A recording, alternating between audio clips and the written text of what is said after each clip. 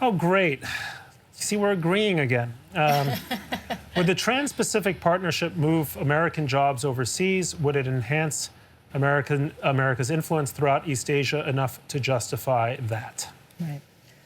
So I actually think the Trans-Pacific Partnership, which is I think it's now 12-nation free trade agreement for Asia, is one of the principal ways that the U.S., probably the most important way, that the U.S. can maintain its influence in setting the economic rules of the region. The problem with letting TPP fail is that something else will fill that vacuum. And the something else that will fill that vacuum is a set of economic trading rules written by the largest resident power in the region, which is China.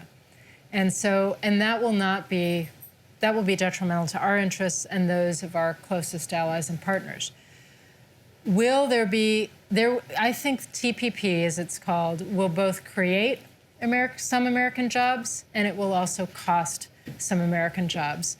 The truth is we are in the process of a restructuring of our economy, where some manufacturing is moving overseas. Some of it's actually coming back here because the economics have changed over time. But it's really, these trade agreements help to accelerate structural changes that are gradually happening in the economy anyway. And so I think as people discuss this, I think strategically it's absolutely critical. But I think we also do have to recognize that it will come with some dislocation. So as Congress considers this eventually, we have to invest in helping people who are victims of that dislocation, whether it's retraining, helping to create other kinds of jobs, mitigation, and so forth. So I think both of the premises are true. It is in our interest, but it will also cause some pain. And as we provide support to move forward on the deal, we have to also invest in mitigation efforts that will lessen some of that pain. I think TPP is critical. It's critical in part because promoting a free trading world has been central to what America's been about since the Bretton Woods agreements during World War II.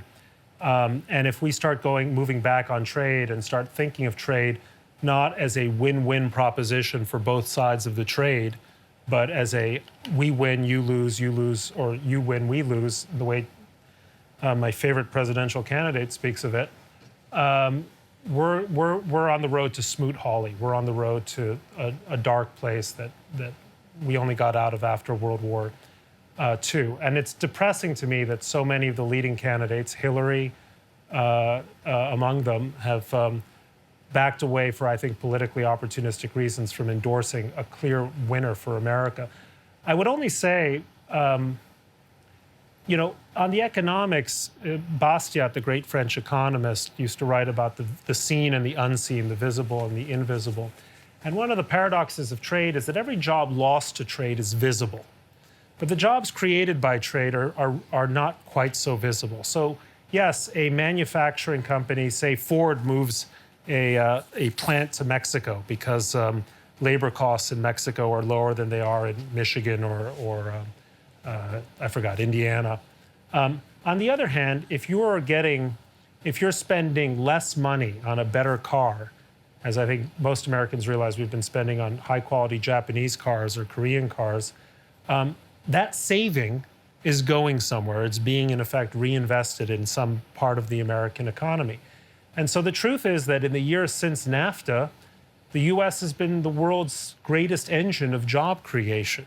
And there's just no evidence to show that after NAFTA, we became, the unemployment rate, the giant sucking sound of Ross Perot fame came to pass.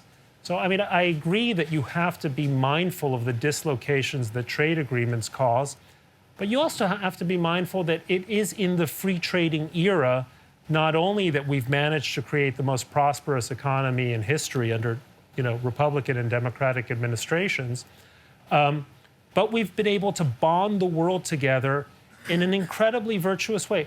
I fly to some country What is the currency of that country? I don't know.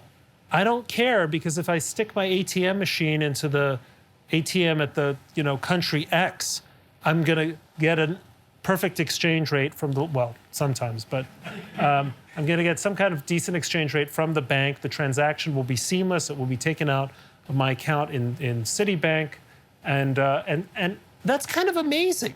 I mean, do you remember American Express traveler's checks? Do you remember what it used to be like to travel around the world?